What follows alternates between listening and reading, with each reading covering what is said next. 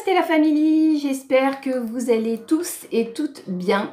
Le soleil est au rendez-vous. Pour moi, le moral est un petit peu en berne, mais c'est bien de se booster un petit peu, donc j'ai décidé de filmer. Et aujourd'hui, on va parler de quoi? Eh bien, on va parler d'un produit qui coûte une main. Et on va voir si sa réputation est équivalente à ce qu'on peut lire dans les journaux et sur le net. Et je vais vous donner mon avis personnel et restez jusqu'au bout parce qu'il y a une petite recette pour les peaux acnéiques et mixtes. Alors, ce produit, c'est le miel de Manuka.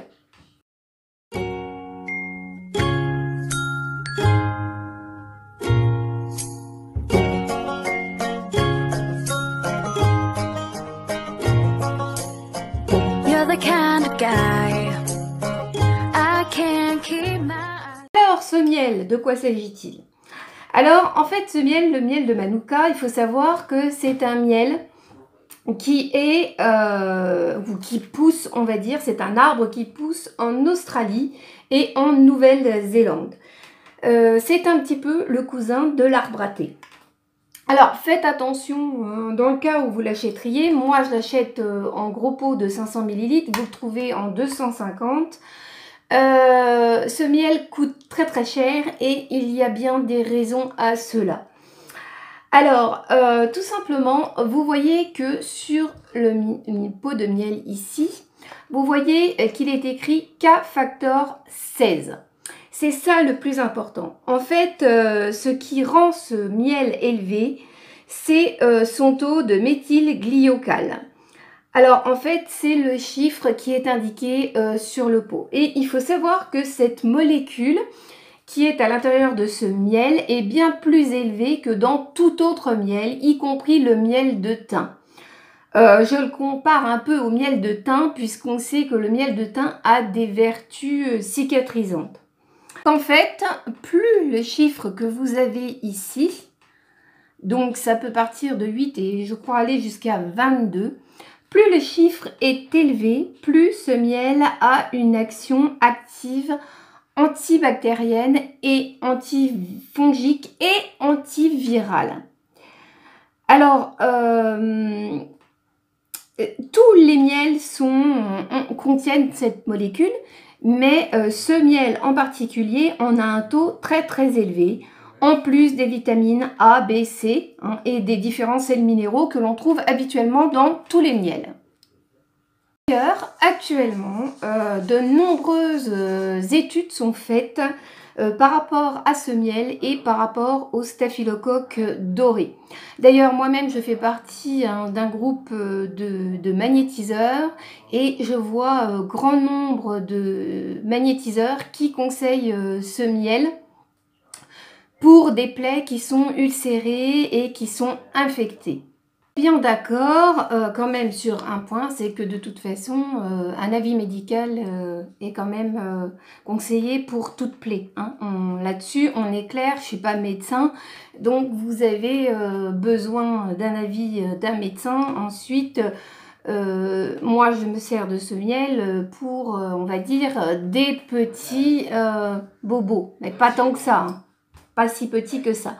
Alors, en plus, ce miel a une action cicatrisante. En fait, il attire l'eau et il va drainer la lymphe et le plasma vers l'extérieur, ce qui va entraîner les déchets des tissus et des plaies vers l'extérieur.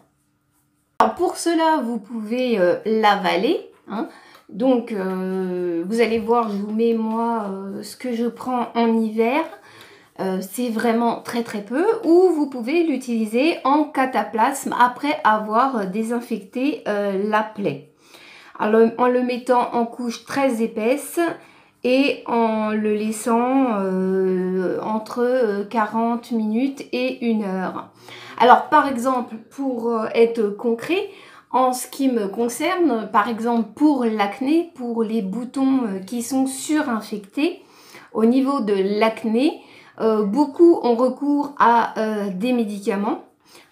Et on sait tous que les médicaments, ça vous soigne d'un côté, mais ça vous détruit de l'autre.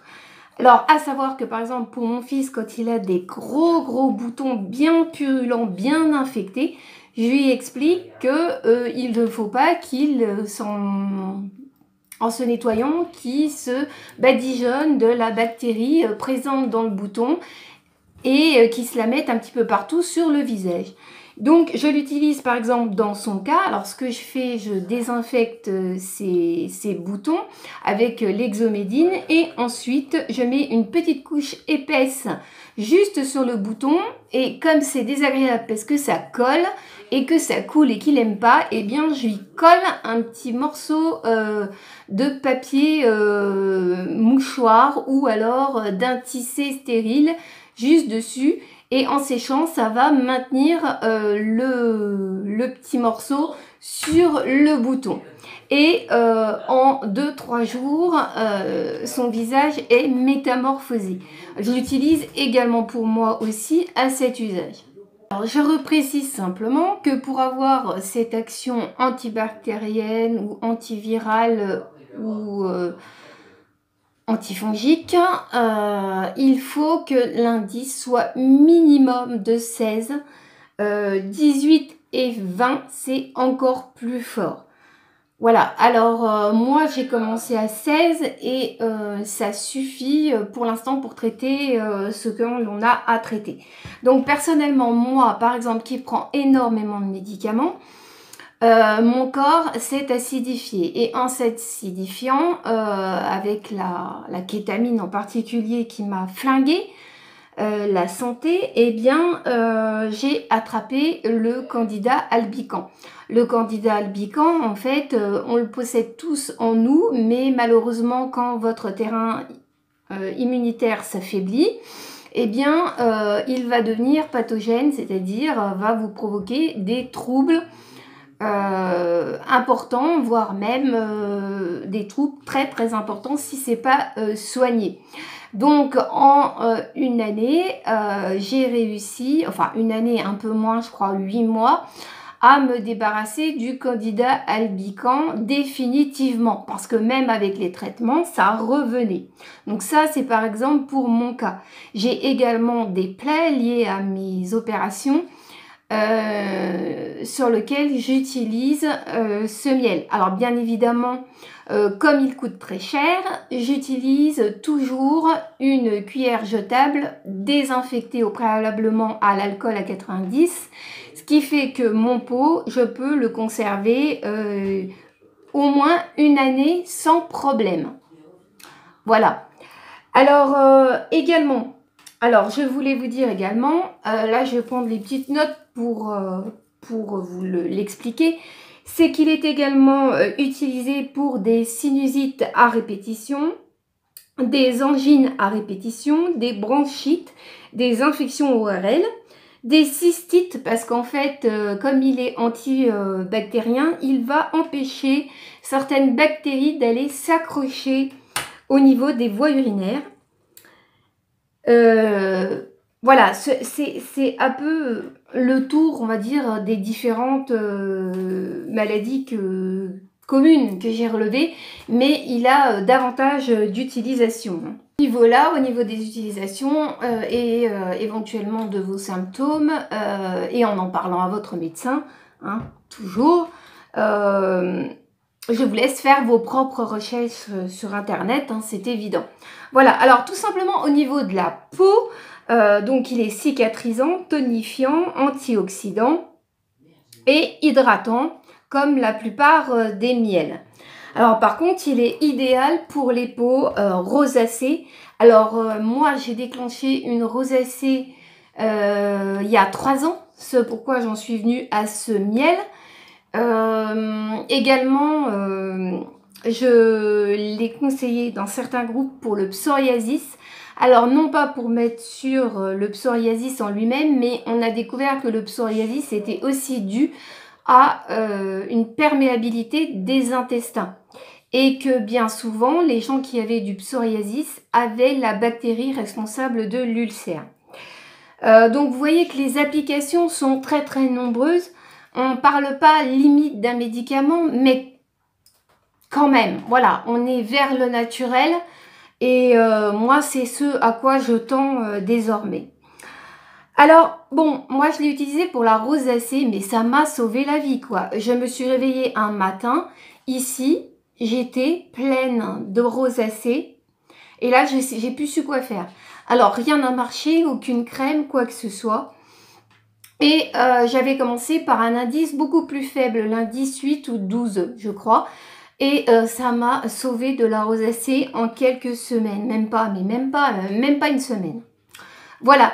Alors pour les peaux acnéiques et les peaux grasses, je vais vous donner une petite recette à faire. Alors tout simplement, vous prenez pour pas faire de gaspillage hein, et pour l'utiliser le plus longtemps possible, inutile d'en fabriquer une quantité industrielle. Hein. Une cuillère à café de miel de Manuka, si vous avez un fort acné, avec une demi-cuillère à café d'argile verte. Vous en faites une pâte toute lisse, toute homogène. Vous mélangez bien et vous mettez sur la zone T. Donc la zone T, hein, c'est le front, le nez et le menton. Et sur les boutons. Vous laissez agir 20 minutes. Puis vous rincez... vous rincez le mieux possible. Je suis désolée aujourd'hui, je suis un peu pas concentrée. Je suis dans mes douleurs, donc j'ai beaucoup de mal. Voilà. Eh bien, écoutez, moi, je vous laisse faire vos recherches sur Internet sur ce fameux miel. Et je vous le recommande en indice 16, voire supérieur à 16, si c'est pour traiter des symptômes, on va dire. Et si c'est pour... comme l'acné, hein, l'acné sévère, hein. Franchement, l'acné sévère, mais les gens devraient se tourner vers ce produit. Je dis pas qu'il est miracle pour tout le monde, mais franchement, il reste quand même très, très, très efficace. Voilà. Eh bien, écoutez, je vous laisse. Je revérifie cette dernière partie de vidéo avant de la publier. Et je vous dis tchuss les filles et à bientôt. Je l'espère pour un haul Action Unoz, ça serait bon signe, ça voudrait dire que j'ai pu enfin sortir.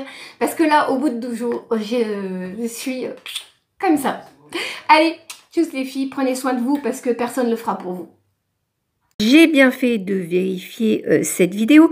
Je voulais tout simplement vous rajouter qu'il existe l'huile essentielle de Manuka sur Aromazone et que celle-ci est bien moins chère que le miel. Donc pour tout ce qui est acné, par exemple, nous combinons les deux. Le temps de la sortie du bouton et de la présence du bouton, nous mettons l'huile essentielle de Tea Tree et de Manuka. Et quand il ne reste que la cicatrice, nous continuons juste avec l'huile essentielle de Manuka. Voilà, n'oubliez pas une huile essentielle, ça se teste d'abord 72 heures avant dans le creux du coude. Bisous à toutes!